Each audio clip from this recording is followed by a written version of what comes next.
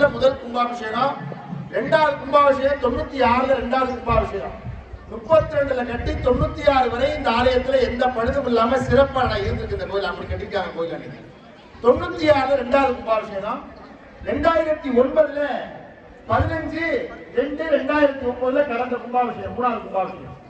அந்த கும்பாபிஷேகத்திலும் அடியன் கலந்து கொண்டு நிகழ்ச்சி செய்கிறேன். இந்த கும்பாபிஷேகத்தில் இந்த வாய்ப்பு கிடைச்சது. இப்ப 2025ல இன்றைய தினம் இந்த கும்பாபிஷேக நிகழ்ச்சி 4வது குடமுழுக்காக நடைபெறுகிறது. அப்படி சிறப்பு வாய்ந்த இந்த ஆலயத்துல ராஜகோபுரம், அந்த அருமையான மூல விமானம் எல்லாத்துக்கும் கும்பாபிஷேகம் போது இந்த ஆலயத்துக்கு தமிழ்நாட்டில் எந்த ஆலயத்துக்கும் இல்லாத ஒரு சிறப்பு இந்த ஆலயத்துக்கு மட்டும். அதை ஒன்று சொல்லி அடுத்த மகனையாளர்கள் வேகமாக வகையிடுறோம். என்ன சிறப்புன்னா, இதுவரை முருகன் கோயில் எல்லாரும் போயிருக்கீங்க. எல்லாரும் முருகன் கோயில் மலை மீது முருகன் கோயில் இருக்கும். பெரும்பாலும் முருகன் கோயில் இருக்கு, தலையில இருக்கும்.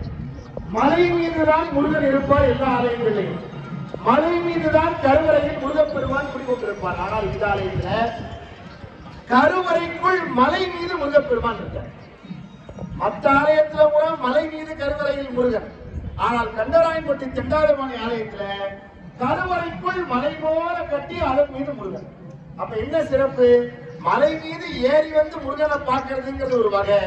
முருகனே மலை மீது கருவறைக்குள்ள நின்று, அப்பா நடக்க முடியாதவங்க வர முடியாதவங்க எல்லாம் இந்த மலையில இருந்து காட்சி தரது போல நான் இங்கனக்குள்ளே உங்களுக்கு காட்சி தரேன்னு எளிமையா காட்சி தரக்கூடிய முருகன் பெருமான் கண்டராயன்பட்டி தென்னாயிரம்.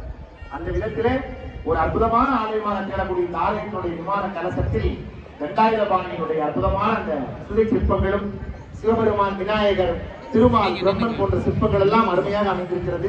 இதோ வர்ணனையை தமிழ் கொண்டல் அவர்கள் தொடர்பார்கள். தமிழ் கொண்டல்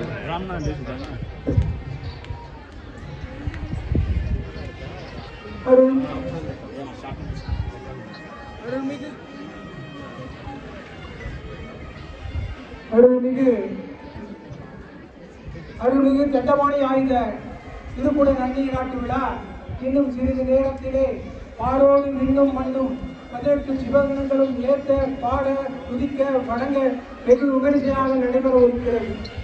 மண்டல திசைகள் தோறும் மதகரி குரங்கள் ஏந்தி மங்கைக்கு நன்னீராட்ட லங்கையின் குளத்தில் மாந்தி கண்டரை கூந்தல் ஆற சர்வ மங்கள நீராட்ட தாமரை பூவின் மேலோர் தாமரை பூவை தூட்டி என்று கவியரசர் கண்ணதாசன் அவர்கள் பாடியது போல சற்று முன் சிவாச்சாரியார்கள் எல்லாம் அந்த புனித நீர் குடத்தை எல்லாம் தனது சிரசிலே ஏந்திய வண்ணம், தூக்கிய வண்ணம், தாங்கிய வண்ணம் கொண்டு வந்து இதோ கோபுர கலசங்களுக்கு அருகிலே நோடங்களுக்காக காத்துக் கொண்டிருக்கிறார்கள்.